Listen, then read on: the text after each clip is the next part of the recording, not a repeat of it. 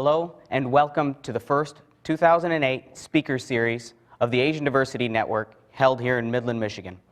Today we're fortunate to have Ben Poon discussing effective cross-cultural communication.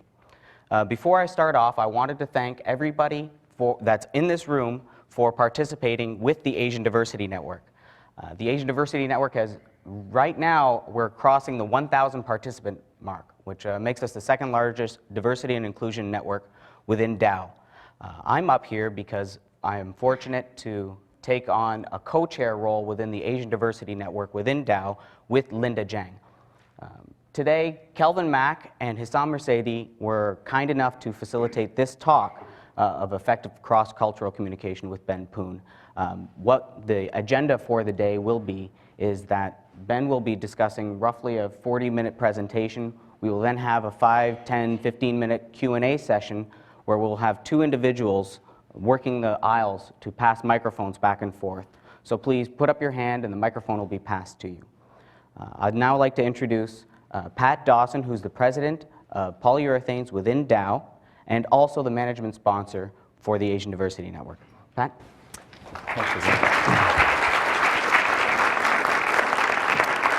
Thanks, Ajay. And it's my pleasure to be here, and glad that I could be in town for this event.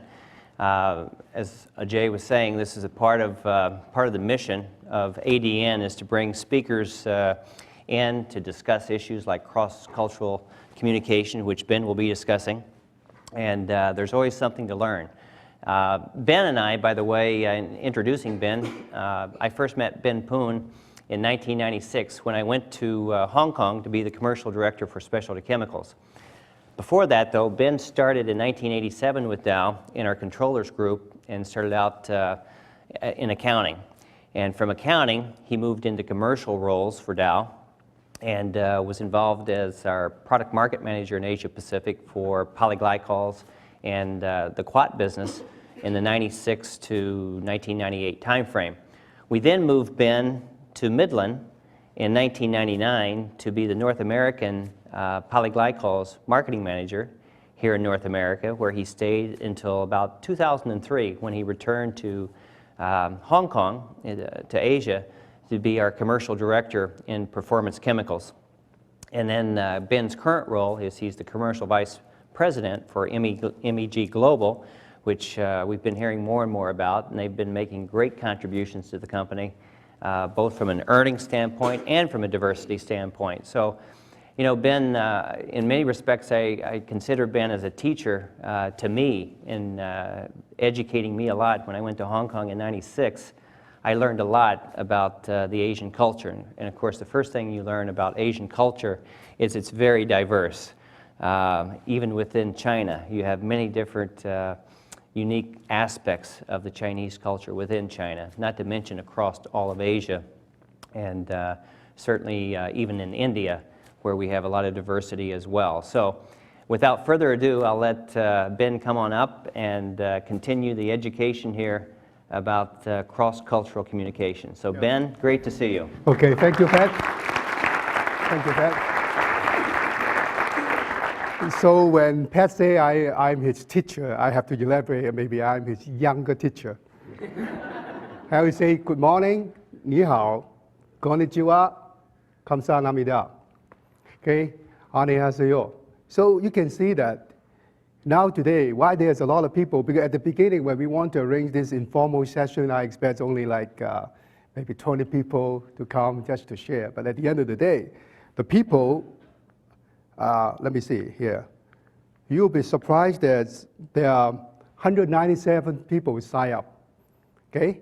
When we talk about the cross-cultural communication, I want to make sure that we separate two parts first. Because you can never have good cross-cultural communication, okay, if you don't have good communication skill.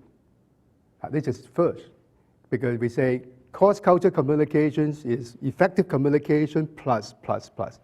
So the first thing for the effective communication is what? Audience analysis. This is you. This is you. 197 people. With my background in accounting, I think I have 32 people support me. Yeah. And then, of course, 7 people from communication and public affairs and customer services. So this is you, 197 people. Then you talk about effective communication. I have a very simple formula. The first thing is to connect with the audience.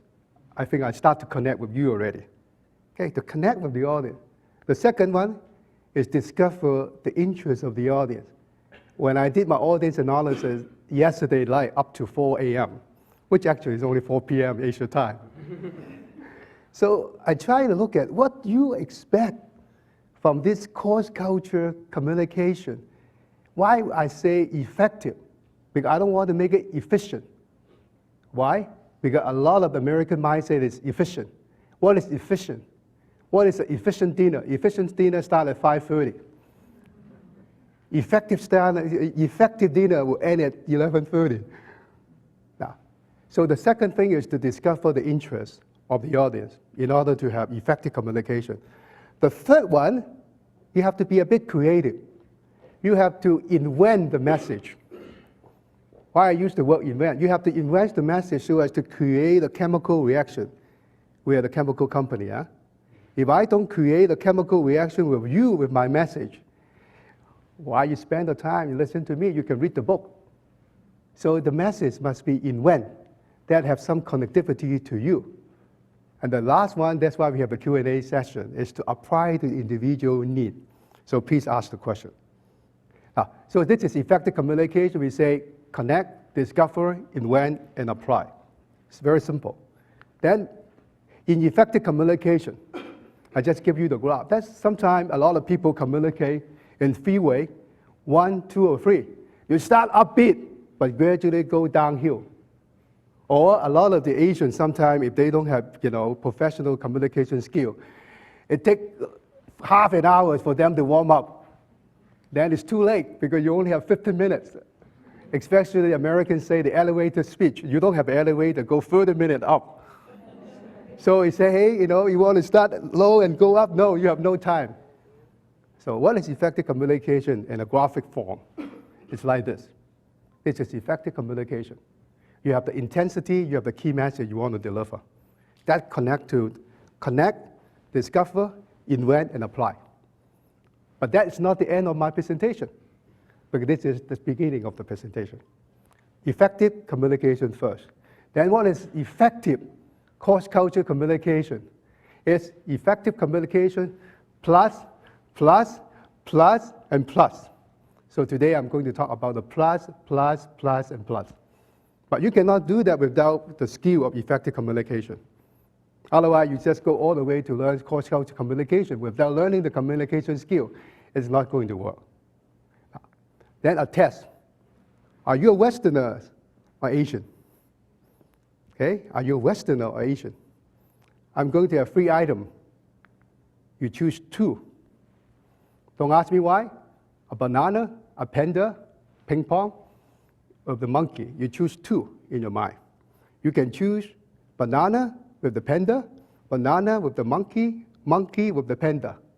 Have that choice in your mind. You get it? You get it, because I'm using the show and tell way. Because you are the audience. Okay, the American show and tell. I'm connecting with you. Most Westerners will say, of course, the panda related to the monkey, because they belong to the same animal kingdom. Raise your hand if you belong to this Westerner group. Okay, we do have some Westerner here. But the Asian will emphasize relationship. The monkey eat the banana. So banana is related to the monkey. So raise your hand if you have selected the monkey and the banana. Yeah, you can see, yeah? So that's why I say, when you say you're American, maybe you are thinking like an Asian already. Now, this is important, because when we talk about cross-cultural communication, it's not related to your passport.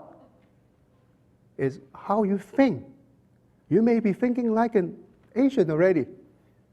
Okay, but anybody pick banana and the panda? No. Oh yeah, you have some. It's what we call hybrid. Hybrid. Yeah, you have your own reason. Now that shows the diversity. Diversity doesn't mean you have one answer. You have 3 answers. Yeah. Another test. You see, I'm using a lot of American technique. another test. But this one I have to separate into two groups, more interactive now. Group 1, group 2. Group 2, close your eye, please. Group 1, open your eyes. See this picture. Okay, close your eye. Group 2, open your eyes. Group 1, close your eye. Group 2, see this picture. Okay, close your eyes. Close your eye. Now open your eyes. Open your eyes. Tell me in your mind immediately what you see. Immediately. Don't do a lot of analysis because when you communicate, you don't have 5 hours to do the analysis. You only have 5 seconds. You immediately respond. Tell me what you see in 2 seconds. Now you can see we have disagreement already. Young woman, saxophone. Now why? We see the same picture. We see the same picture. But now here, the group 1 see the saxophone player. The group 2 see the lady. That is one of the major obstacles for cross-cultural communication because you are affected by the first picture, your cultural condition, your first picture. If I show you this first picture, you see saxophone. If you see this picture first, you see young lady. This is first. You get this part? Yeah. Okay, am I communicating in the American way? Am I communicating, connecting with you? Now, this is more difficult now. I learned actually from my teacher, my English teacher here, Ellen. Distributor test. Because we are in the business, we have distributor. But distributor, no, a Chinese distributor. No, a US distributor. Sorry, a Malaysian distributor. Oh, now we have a problem. When a Chinese distributor is talking to a US distributor about the Malaysian distributor. Who they are talking about? Yeah, a lot of people say cross-cultural communication, you have to learn the second language. But what is second language? But what is not second language? Because I want you to learn second language immediately. But what is not second language? Because here, I think you don't have Japanese here. The Japanese way to say thank you is arigato. One American want to learn the Japanese way, go to Japan and learn from the Japanese, say how to say thank you. Thank you, say arigato. It's difficult to remember arigato. Yeah, it's okay. Associate with educator. Educator, arigato, educator, arigato. I get it. And he went to Japan. He come back, he complained, it's not working. Why it's not working? What do you say? I say, crocodile. That is the problem. That is the problem. To learn the second language, a lot of you, mother tongue is English. You just need to relearn your language as an international language. This is your second language. Relearn your local language as an international language. I'll give you an example. When I was here, do the marketing manager, they say, hey, when rubber hit the road, I say, is this the time to sell polystyrene? When rubber hit the road, it's time to sell polystyrene? I did not have a clue. But if you learn the second language, you all of a sudden you say, you should not use the slang. It's the time for action that people understand. That's why I say a Chinese distributor, the stress is the first one. The US distributor, the stress is the second syllable. Malaysian distributor, the third one. Who can do that? Who can do that? So difficult. So that's why you have to do all. Chinese distributor, US distributor, Malaysian distributor. You get it? You get it. The second test. Another test. That is even more difficult. Are you learning now? Are you learning? You're learning, huh? I think I get your attention now. I'm inventing some new messages already. Another test. Something that you are so familiar with. How many of you cannot count from A to Z? A, B, C, D, E, F, G, H, I, J, K, L, M, O, P, Q, R, S, T, Z. How many of you cannot count? All of you can count. How many of you cannot count from January, February, March, April, all the way to December. How many of you cannot count? None of you, all of you can. But how many of you can count the months of the December, or from January to December, in alphabetical order? Start with April. Now, that is cross-cultural communication skill. Start with April. When you start with April, the second month will be August. And then the third month will be December. And the fourth month will be? Fourth month will be, ooh. And the fifth month will be? Getting difficult. The voice is getting slower and slower because you hear. The 12 month is so familiar for you. You see? But you are so get used to the pattern automatically. Reflex, autopilot, January, February, March, April. Same like holidays, because here, of course, holiday is Saturday and Sunday, but not in the Middle East. Okay, Middle East, the holiday, Thursday, Friday, and Saturday. Oftentimes when you call weekend, for them, weekend is actually Friday. So you count starting from Friday. So how to do that? So that is the answer. That is the answer. Okay? April, August, December, February, January, July, June, March, May, November, October, and September. But I'm going to teach you some tips for cross-cultural communication. First, embrace the 12-month first. This is what we call inclusive. Now, this is important. You have 12 months. You think you count the 12 months in your pattern, you are inclusive? No. Embrace them first, the 12 months in your mind. I think we have 12 months, US have 12 months, China have 12 months, and Middle East also have 12 months. But have a picture in your mind. Talk about 4 plus 8 people equal to 12. Okay, 12. DJ, okay, eating the M&M chocolate with their nose. Have that picture in your mind first.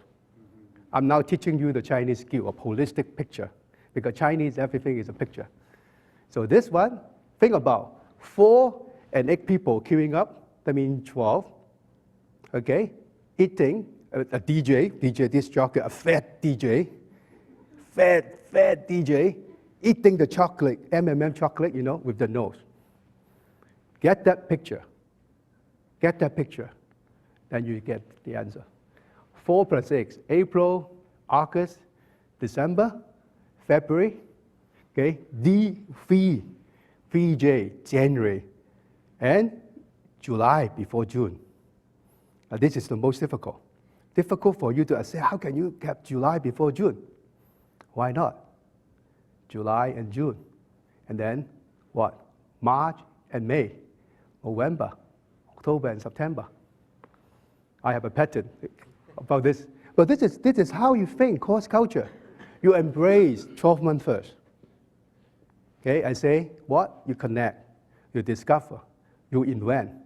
This is the pattern. This is the new pattern. Just like I say, Chinese, what? You dare not to try? A Chinese distributor. To talk to a US distributor. This is easy. About a Malaysian distributor. Then when you do it quickly, in 5 seconds, Chinese distributor talking to a US distributor about Malaysian distributor, you get a problem. That's why you need a lot of practice. But the practice is one thing, but the attitude is important. You have to embrace and not to challenge. You make a mistake, too much judgment, automatically close your mind. Too much judgment, so much close to your old pattern. So it's a test. Okay. Then also another thing also very difficult for cross-cultural communication is what's important in your culture maybe not so important in other culture. I give you an example. Law is number 1 in the US. Number 1, maybe number 2, maybe number 3. Okay, legal, logic, and relationship. But in Europe, it's more like logic, legal, relationship. Asia is more relationship first. That's why we have the banana with the monkey first. Banana and monkey, I don't think they have legal relationship, Peter? They don't have legal relationship. but they have a relationship. Then I give you a test now. Here, we have some Indian here. Arranged marriage. From the American perspective, no ways, not good for human rights, no freedom. But from the Indian, why the arranged marriage is so good? For the Middle East, most of the marriage actually are arranged. Because from the Indian perspective, it's not arranged marriage, it's what? Risk management. Now, then you change the terminology, all of a sudden you realize, wow, I understand now. Actually, I also want to arrange the marriage for my daughter, if all possible. It's risk management. Then you start to understand, oh, yeah. Rather than to argue about the term, because the last thing you want to do for cross-cultural communication is keep on arguing something you don't understand. The obstacle for cross-cultural communication, I present three already. The first one, what we call cultural conditioning. You only know how to drive one side of the road. If you go to UK, you get a problem. You cannot just argue. You may not realize you cannot see what others can see easily. Now, this is very powerful. You say, yes, this is the answer. No, you cannot see. Other people can see easily. Cultural conditioning. The second one, familiar, become not familiar anymore. Okay, the January, the February, the March, become not so familiar anymore. Second obstacle. The third one is what is important in one culture is not as important in other culture. You get this? Because this is important for us to go to the next step. Okay, I try to recap a little bit. The first one, I talk about effective communication. What? Connect with the audience. Discover the interest of the audience. I think I start to modify my message based on your eyesight getting back to me. This is communicating. And invent a new message, okay? To deliver the key message, to meet the communication objective. What is my communication objective? Is to allow you to learn from my experience for cross-cultural communication. It's my objective. Okay? If I just make presentation slide after the slide, I cannot do this. The last one we will do for Q&A and apply for individual case. And then we talk about the obstacle. Now we talk about, I give you some tips now. The tips very simple, A, B, C. As you know, I'm a very simple guy.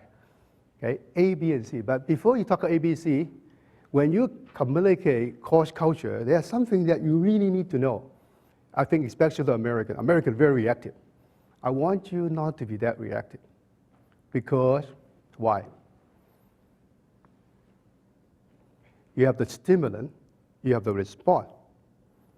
You have to measure what I call the cross-cultural communication tolerance. If you react in 1 second, just like the example that I showed you, you actually have no cross-cultural communication tolerance. This is important. That's why listening is so important. Why we say leadership start with L. L stands for listening. Of course, I have to continue to learn, but why listen? Because you have to force yourself not to make judgment. Why people cannot listen? Because you make judgment prematurely. But you force yourself not to make judgment, the whole, especially for the smart people. Yeah. That's why I say smart people, congratulations, but unfortunately, you're not a good listener all the time. Yeah. Because you have to open your mind, open your heart to listen. Yeah. Okay, ABC now, very straightforward. A is the awareness. Tell yourself, I don't know what I don't know. So you hold your comment. Now, let me ask you, a lot of people ask me about how the Chinese have 50,000 characters. How big is the keyboard? Now, you have 26 alphabet. Chinese have 50,000. Is it as big as this Rome? I can tell you, you just reverse the question. How small is the keyboard? Now, then, why you can ask this question, once you have the sense of awareness, you say, tell yourself, I don't know what I don't know. You can say, hey, Ben, show me the Chinese keyboard. Now, that is a different question. When you say, how big is the Chinese keyboard, you already assume So Chinese keyboard is based on the alphabet. That's not true. This is the Chinese keyboard. Much smaller. That I could put it in the pocket. I carry all the time. So I can do bilingual communication all the time. The second, the third later. The second is, I think I can borrow your pen, but not many people can borrow other people's ear. Okay, when I use the exercise about Chinese distributor, US distributor, Malaysian distributor, when you can borrow the audience ear, you are learning the second language already. That's the key. I think it takes you years to learn Japanese, take you years to learn Chinese. It's better for you to understand your audience ear. That, I think you can communicate very effectively cross culture. The third one, sometimes for the American, is very difficult.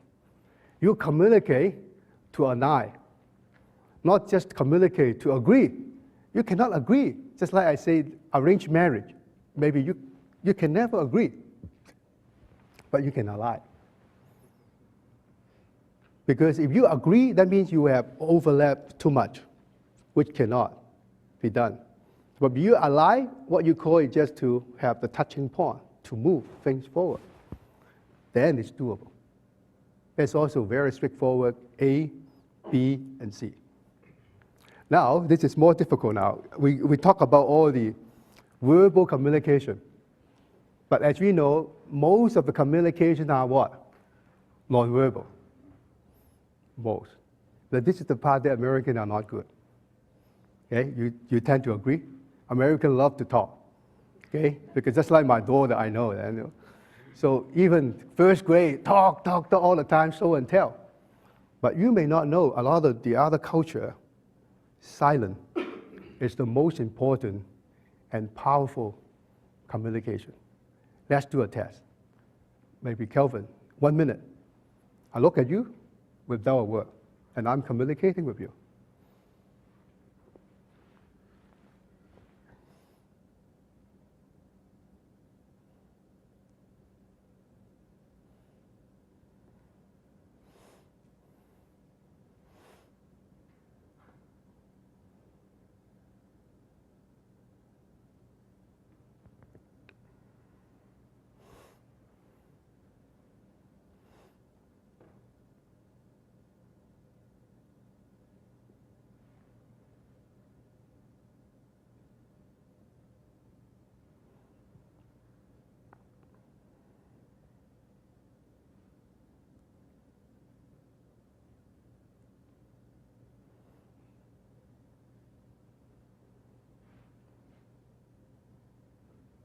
So this 1 minute sounds like 1 hour, huh?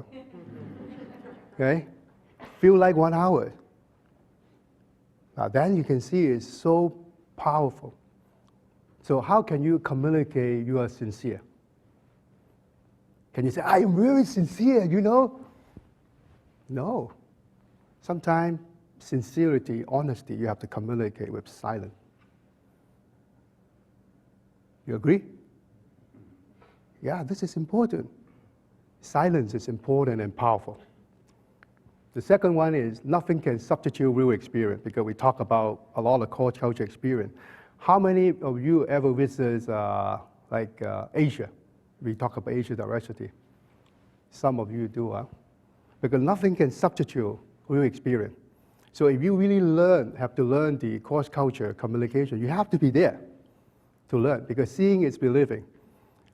I have a lot of experience to bring the business team to China, to whatever. People, American, will always shout, why do you have the chicken head for the chicken on the table? It's horrible. A lot of Americans have that comment. Then the way I respond is, can you imagine a chicken without a head running around? It's even more horrible.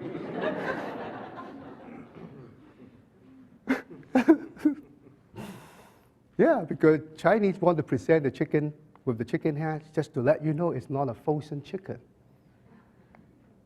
Yeah, because you cannot buy a frozen chicken with the head. And of course, it's fresh, you steam it. So this is why I say nothing can substitute what we call the real experience. The last one, we have to do some experiment, which I think is very profound and deep. the centers of cross-cultural communication. What is this? I'm going to do an experiment. Kelvin. More.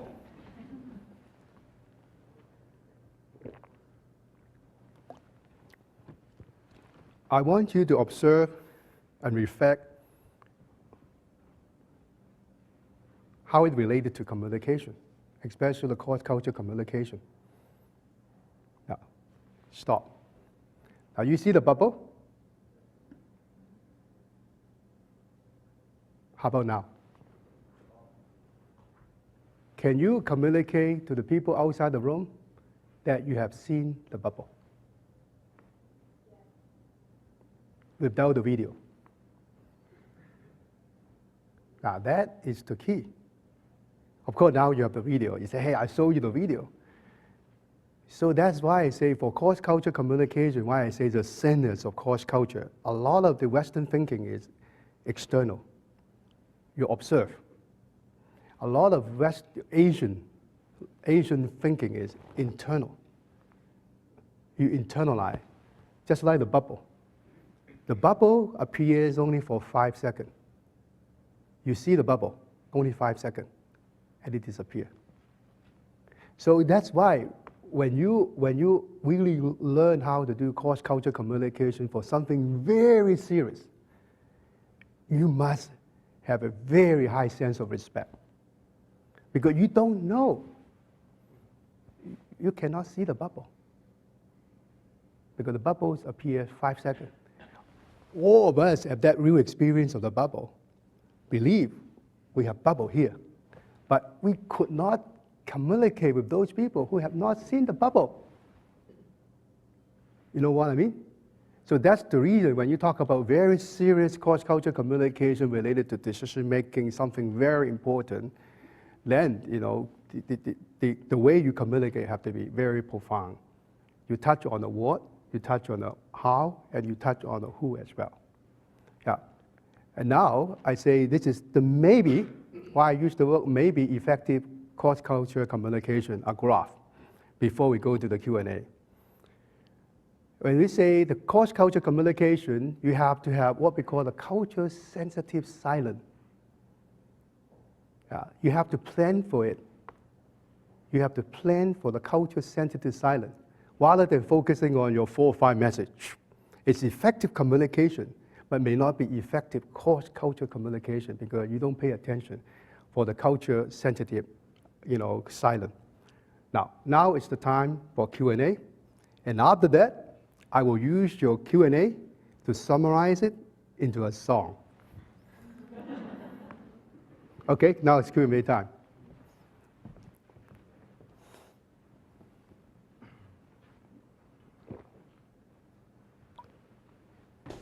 Yeah. Hi, Ben. This is, thanks very much for a very informative presentation. You had mentioned that a lot of communication in any culture is nonverbal. So when you are assessing in real time our audience response, you're getting that feedback from our nonverbal cues. How do you translate getting that feedback loop when you're perhaps somewhat handicapped by having remote teams who may not be physically present in the same room, and it could be only audio? Yeah, I think it's a very good question. I think you get the question. That's the reason. For example, in a group meeting, you have to have individual relationship, and then you have a group relationship. Let me give you a very simple example. If you have two people together, how many relationships you have? You have 3 relationships. Because A, B, A, and B. 3. If you have 3 people together, you have 7 relationships. You have 4 people together, you have 15 relationships. We have a scientist here. The number of relationships equal to the number of people to the square 2 minus 1. So if we have 197 people here, the number of relationships equal to 197 to the power 2 minus 1. How many? Billion. Billion, yeah, that's important that you think like that. Sorry, 2 to the power 197 minus 1. Because 2 to the power 3 minus 1 equal to 7. That's why you need to make sure that you group the team together. Because diversity is good. If you allow people just to say whatever they want, that is not diversity. You don't structure that. That's the reason. The most important thing in terms of diversity is respect. And then you have very key sense of contribution. But you just allow or tolerate the different style. Like for the remote team that you talk about, like for me, I lead a team, in 4 regions. I develop individual relationship with each one of them, so that when the Japanese say, let me think about that, actually he totally disagree. When the Japanese say, I don't think about that, he will totally disagree. When the Americans go for it, oh yeah, I may be only 30% confident. When the Americans say absolute, I test all the time, absolute means maybe only 60%. Absolute, 60, okay. But when the Japanese say absolute, it's 200%, he's ready to die. Now, this is different. Then you know why I use the word, you have to translate the message, you have to translate the language. Like I say, arranged marriage, risk management. Then all of a sudden you say, you understand what you're talking about, not just the language. Yeah, I answered your question. But individual relationship, you have to invest the time. That's why you have to invest the time for face-to-face. If you don't have face-to-face relationship with the individual, the remote communication is not going to be, effective. It's not going to be effective because you don't understand the message. When he says yes, whether it's yes or no or whether it's maybe. Only until you know the individual, you know yes means maybe, yes means no, yes means yes. Yeah.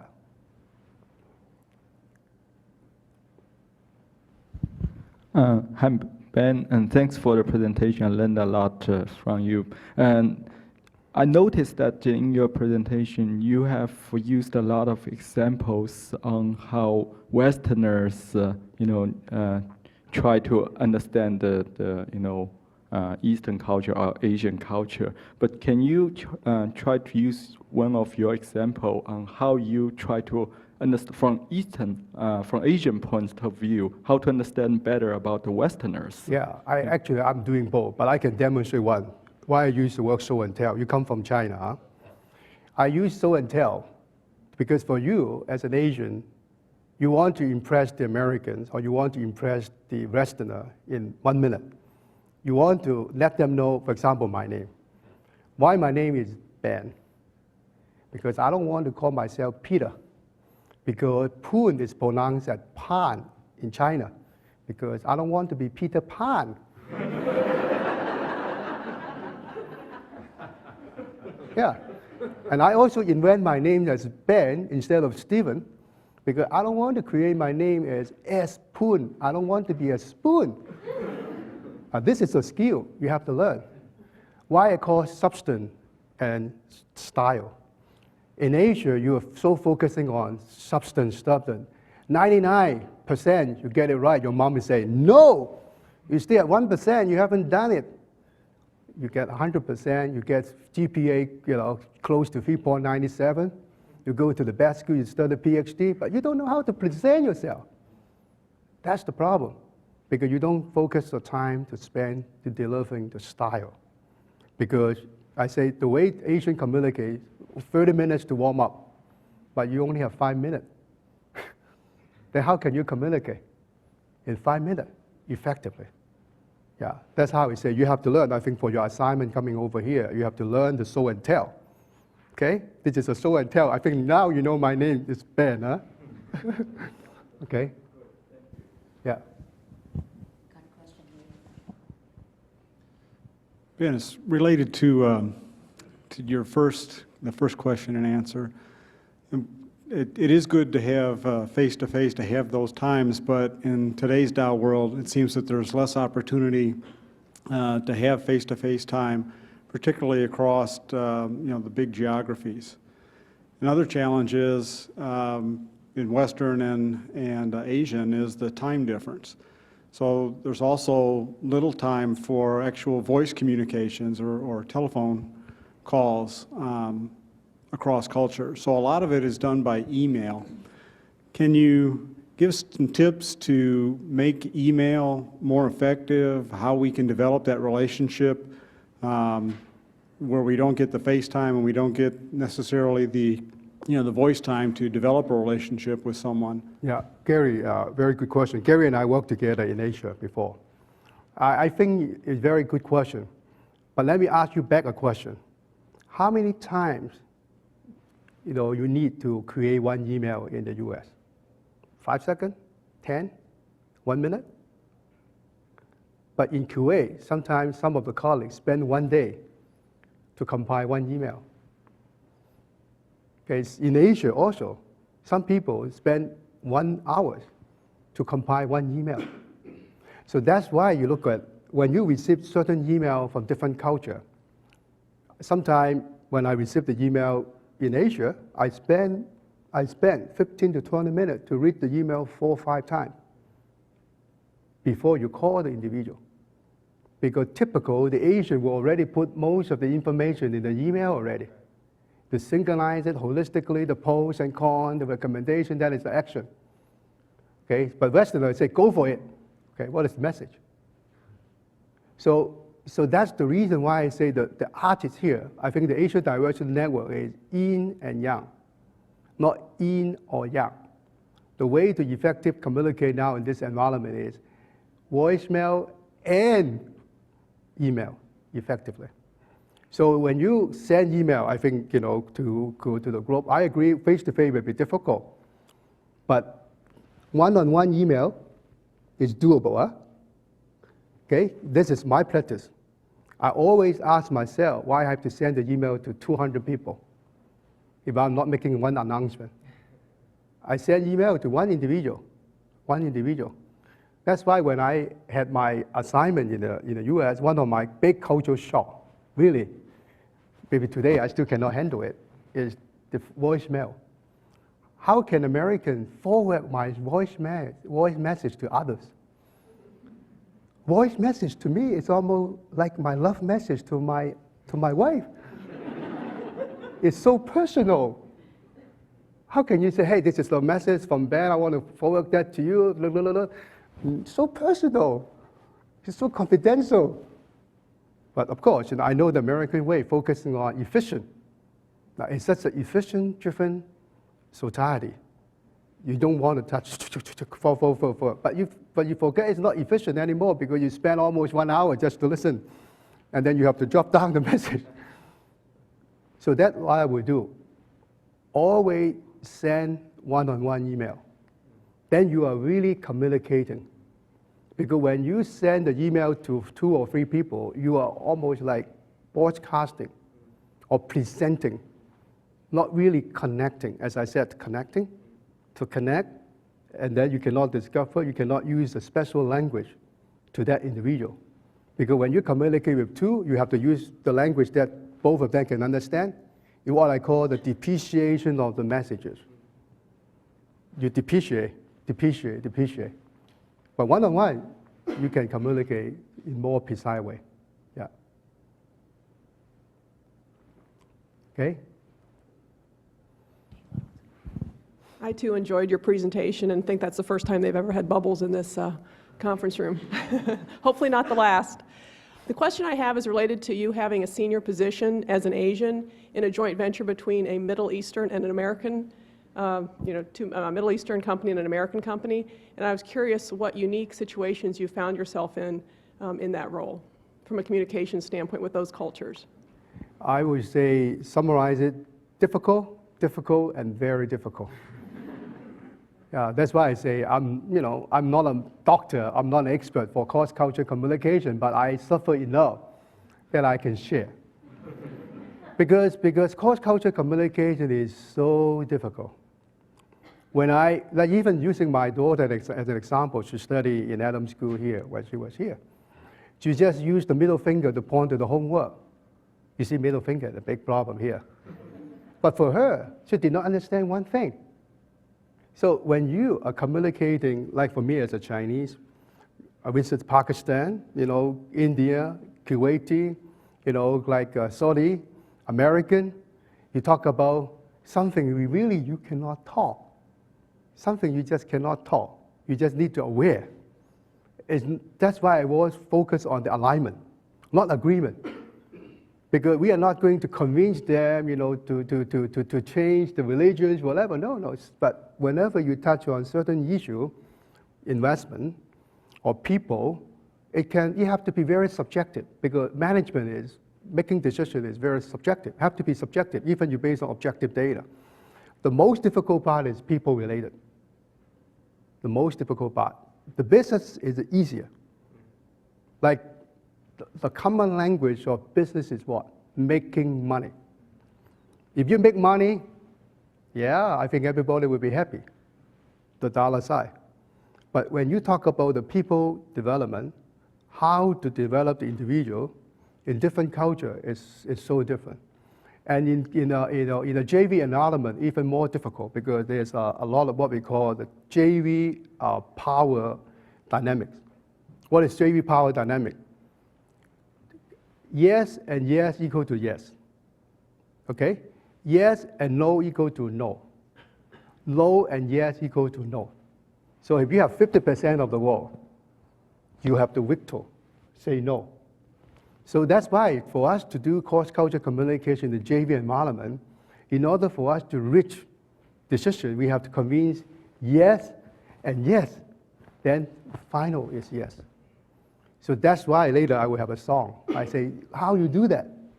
How you do that? It's very difficult. It's more difficult, 10, 20 times more difficult than a Chinese distributor talking to American distributor and then to the Malaysian distributor, because you have to synchronize so many different things together.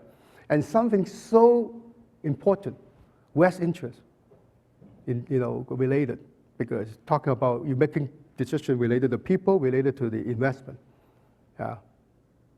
But it's difficult, it's very difficult. That's why I spent the time until 4 a.m. last night to prepare this, because I know it's important and also difficult. If I don't do it in a bubble way, there's no way that you can understand a little bit more. Yeah. Okay?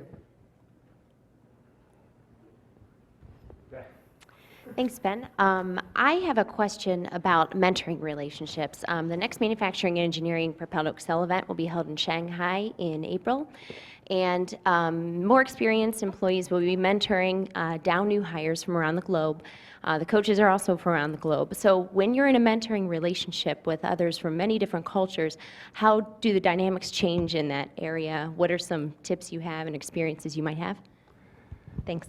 Yeah, I think if you have a group of people like this, I say doing the homework is very important, because effective communication, like I demonstrated to you, why I know there's 197 people enrolled, because I did my homework. This is my Chinese homework, okay? My mom, Ben, do the homework. You have to do the homework, and you have to do the audience analysis. 197 people. Last night, I go to the global directory, where they come from, which function. I connect with them before the meeting starts. This is also important. If you follow the connect, discover, invent, and apply with high sense of respect, I think that is the core for effective cross-cultural communication. Remember, there's a book talk about how to be a genius. They follow this formula: connect, discover, invent, and apply. And you can also be a genius in cross-cultural communication if you do that. Yeah. Peter? You have to tell the story, Ben, about the Buddha and the monkey, and your theory on people management. I never forgot that story. I love that. I love that analogy. Okay, again, Peter and I work together in Hong Kong.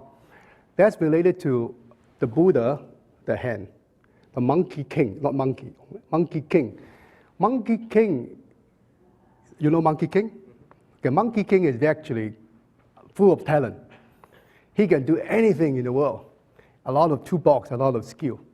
But he cannot leave the Buddha hen. This is important for us to do cross-cultural communication. The Buddha hand is the holistic, inclusive respect, the 12 months. This is the 12 month. Okay?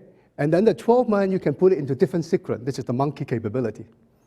The monkey can put it January, February, all the way to December, or you used April, August. This is the monkey. The monkey also efficient. Okay? So in order for us to do cross-cultural communication, you have to accept different pattern. Now that is really why, in Asia, we always use the Buddha. Buddha is holistic. Buddha, holistic.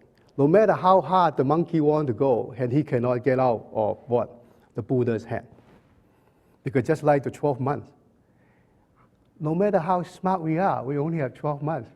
We have to embrace the 12 months. We have to embrace the 12 months, but that's the 12 months have different pattern. Just like when we do business, in different country, we want to make money. This anywhere, China, Russia, we make money legally with respect, integrity. That is the formula.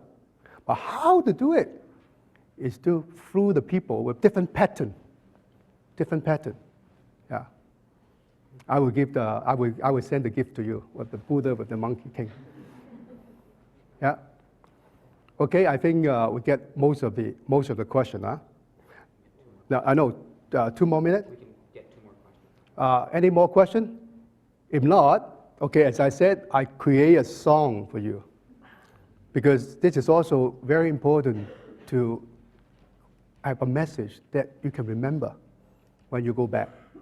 Because it's difficult, after 1 hour, I say, hey, this guy talk a lot about different things. Of course, you can get the presentation slide. But I want you to practice. Because, of course, in Asia, we have karaoke culture. We are going to sing karaoke here. I'm very creative. Are you ready?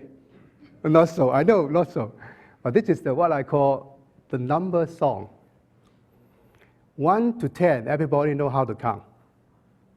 1, 2, 3, 4, 5, 6, 7, 8, 9, 10. Anybody cannot count from 1 to 10. Okay? And also, a lot of people have the temptation to count 1, 2, 3, 4, 5, 6, 7, 8, 9, 10 all the way to be efficient. But that's not the way to communicate cross-culture. To cross-culture communication, you have to recycle. It's 1, 2, 3, 3, 2, 1. 1, 2, 3, 4, 5, 6, 7. 2, 3, 4. 4, 3, 2. 4, 5, 6, 7, 8, 9, 10. Now, this is the pattern. But actually, this is a real song. Now, this is also important whenever you need to communicate cross-culture. Why I say it's very difficult, because if I accommodate too much with the audience, then I lose myself. Now, this is important. On one hand, you want to accommodate, to connect, but you cannot lose yourself, be your authentic self to respect. So we are going to sing this song in 3 languages. 3 languages. First, Cantonese is authentic because this song is created in Hong Kong. I think Kelvin knows how to speak, sing. Come on, help me. Help me. And then we sing the Cantonese first, and we sing the Mandarin, and then we follow our own pattern to sing the English song. Okay? That's the message I want you to remember, the effective cross-cultural communication. Let's do it. Okay. We know how to sing this song when we were a little boy, huh? Very little boy. 1 2 3 3 2 1 1 2 3 4 5 6 7 2 3 4 4 3 2 4 5 6 7 8 9 10. Very simple. Now, our Chinese friends coming. Okay, thank you. Who know how to speak Mandarin? Now, that's exactly. You don't know how to speak Mandarin? Yeah, I can. No, come on. How many people, you speak Mandarin? Come on, come on.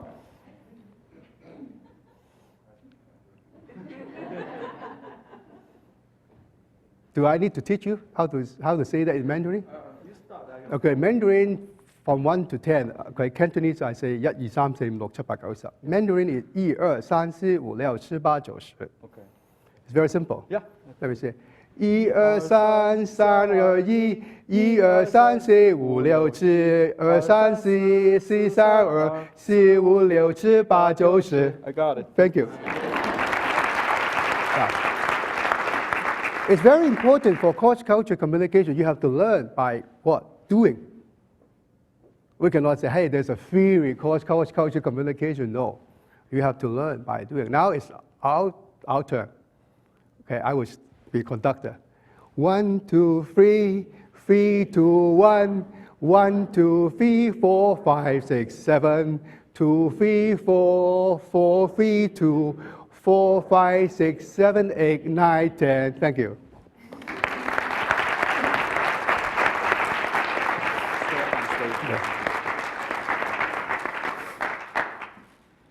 Ben, thank you very much for presenting effective cross-cultural communication. I was born in Canada with an Indian household, lived in Japan for a few years, and I'm still absolutely confused based on cross-cultural communication. So what I'm going to do is I'm going to look up online and get the video for this presentation. It's available through the ADN website, and you can order the DVD, get it delivered right to your door. So Ben, thank you very much for presenting effective cross-cultural communication. Thank you.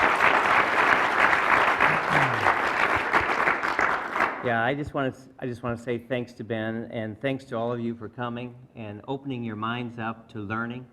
And the next time you interact, whether it be with an American, an Asian, doesn't matter. Hopefully you can take some things away that we've all learned from. So Ben, thank you again. Thank you for coming, and we look forward to continuing to give these types of opportunities for all of us to keep learning about how we can better communicate. Yeah, Thanks, Ben. Thank you, everybody. Thank you.